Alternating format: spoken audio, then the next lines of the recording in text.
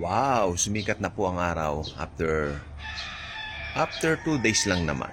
Kasi kung hindi po ako nagkakamali, Huwebes po nung nagsimula pong umulan ng malakas. Okay, so ngayon po, ang pinakamagandang itatanong natin sa ating mga sarili. Alam niyo po ba, talagang maski hindi ko na po binabanggit madalas yung nangyayari sa paligid, lalo po siya nag-e-escalate mga kaibigan ko. At ngayon marami tayong mas dapat bantayan, but I don't want to be specific except doon po sa katotohanan ng one-world religion. Ilang beses ko bang sasabihin sa inyo, yung one-world religion, yan ang magiging pathway ng Antichrist para po maimbulog na siya. Okay? So, yan po ang pinaka siguro despite ng mga alien invasions, despite ng mga wars, of course, Middle East ang ating pong main anong tawag dito, main country to watch for, no? But I truly believe much more yung kumbaga, hindi naman tayo magpapakatutok na tutok, but at least titignan po natin unang-una yung Abraham Accords ni Donald Trump, no? Tingnan natin yan. At syempre, mas tutukan natin kung nangyayari na ba yung one world religion at yung pagtanggap ng ibang mga bansa sa Israel as a nation. Tandaan nyo, hindi sila agree na maging nation ng Israel noon pa. Dahil the moment after nga na naging ano yan, sorry po, buksan ko muna itong yung fan ko. Okay, mainit po. Saan ba tayo? Nung naging nation po ang Israel, the day after that, di ba, nagkagulo agad eh. So, ibig sabihin, malaki ang pagtutol. Yung mga historian, nakikita lang po nila ito. Yan, teka, dito lang po. Baka maingay yung electric fan ko. Yung mga historian, they can view this as a history. I mean, ordinary history, a piece of history na pwede mo rin mabasa sa mga lumang libro. But if you are a believer, may pinag-ugatan ng lahat ng ito. If you know, especially the Old Testament books, makikita mo ang pinag-ugatan nito. Aklat pa lang ng Genesis, makikita mo na yan, di ba? So, iba talaga ang salita ng Diyos. Ang salita ng Diyos, hindi mo na kailangan pumasok sa napakaraming library, hanapin, maggalugad ka doon na marami mga aklat. No, you don't have to do that. Sa Bible po, nandyan na po lahat. Yung mga natupad noon, nangyayari ngayon at mangyayari pa. It's a perfect book. I mean, that's powerful. Okay? May nahulog pong santolo. At ang ano po ng Panginoon po sa atin ngayon is to share the grace more, share salvation sa mga tao. They need to be saved. This is the time wherein kailangan tayo mag-focus sa kaligtasan ng mga tao. More on sharing the good news. Ligtas na ba yung mga kamag-anak mo? Nakakilala na ba sa Panginoong Hesukristo? Alam ba nila na si Jesus namatay para sa kanila? It's very important right now. Dahil ako po talaga, 10 ng marami mga Bible scholars, no? 10 ng maraming Kristiyano na alam ang Bible noon pa po ay the next big event that will come unto the earth and will shook the world after it took place ay ang the rapture of the church. Anytime na po siya mangyayari. Ano? Pwede na po kung tutuusin. Hindi lang pwede. Right now, pwedeng talaga na. Ano po? At this is very exciting. If you read the Bible, very exciting po talaga eh. Pero yung mga walang alam sa Bible, parang they view is an ordinary news. So parang okay, nagbukas ako ng CNN, nagbukas ako ng mga sikat na mga news channels, but sa atin hindi po eh. It's a very different. I mean, it's very far from that. It's more spiritual. May pinagmulan, may pinaghugutan sa lahat mo lang yan. At buong katotohanan po kasi, ang ating pong pananampalataya ay talaga pong nasusukat sa iisang aklat, ang Bible. Alam niyo ba ibig sabihin ng Bible? Biblion. Okay? Ibig sabihin, compilation siya ng mga libraries. No? But these libraries ay hindi lang ginawa ng tao.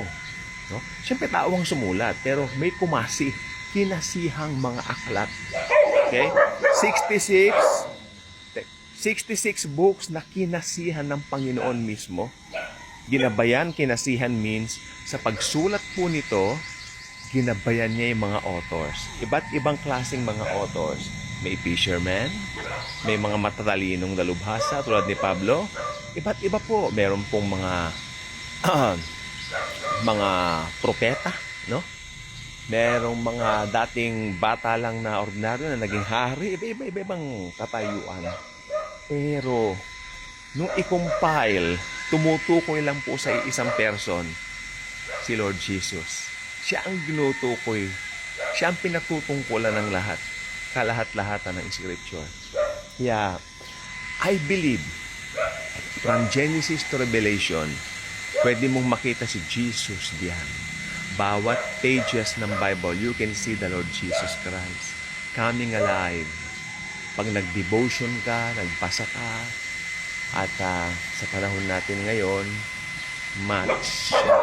mas maraming excitement dahil sa totoo lang po, nagbabasa na po tayo ng news gamit ang Biblia natin. We see the daily news in the Scripture. What do I mean by that? Ibig sabihin, pag nagbabasa ka na ngayon ng mga nangyayari dito po sa ating pong social media, binabasa mo na ang Biblia. Dahil pag nagbabasa ka rin ng Biblia, binabasa mo na ang news. Ibig sabihin, ayan na po yung mga katuparan ng mga nakasulat po sa Bible.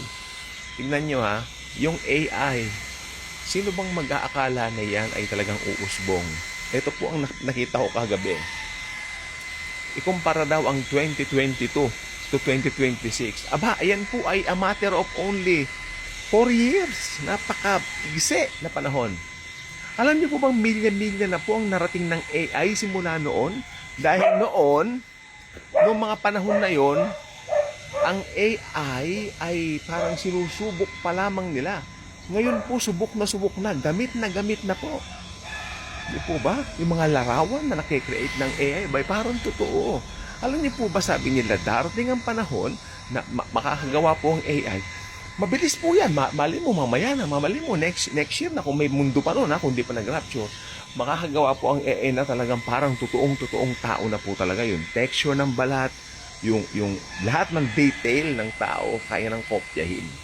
Malilito ka na sino ang AI, sino ang totoo. They can do that. Kasi yung pagitan daw ng 2022 at saka 2026, ang laki, milya-milya na ang narating ng AI. I believe these technologies are all prepared for the coming Antichrist. Kasi gagamitin po talaga niya yan to rule the world. At ang Bible po pa nagsabi, espesipiko po ang Biblia, may Antikristo po talagang lalabas. Totoo po ang Bible. Sabi nga nila, oy, peace. Uy, natutupad yata. Uy, nagkakaroon kapayapaan. Ano ang balita kagabi? Despite of the ceasefire, nagbabakbakan sila. That's what I am telling you. There is no peace except dumating na ang real Prince of Peace. That's Jesus. Si Jesus lamang ang tunay na kapayapaan ng sandaigdigang ito. Hindi pwede ang sino paman. Si Lord Jesus lang po ang makapagbibigay ng totoong kapayapaan. Totoong kapayapaan na hindi nabibili ng salapi. Hindi kayang lurayin ng anumang mga sistema. Kapayapaan na mananatili magpakailanman. Kapayapaan ni Kristo. Kapayapaan ni Jesus. Na siyang nasumpungan o nakasumpong sa atin na mga naglagak na ng tiwala sa Kanya. And with that, I would like to say, if you are a believer of Jesus, congratulations. Abangan mo na lang. Baka mamaya bigla na tayong tumaas. Kling! Ang twinkling of an eye. Oh my Lord, that's very exciting. To meet Jesus for the very first time.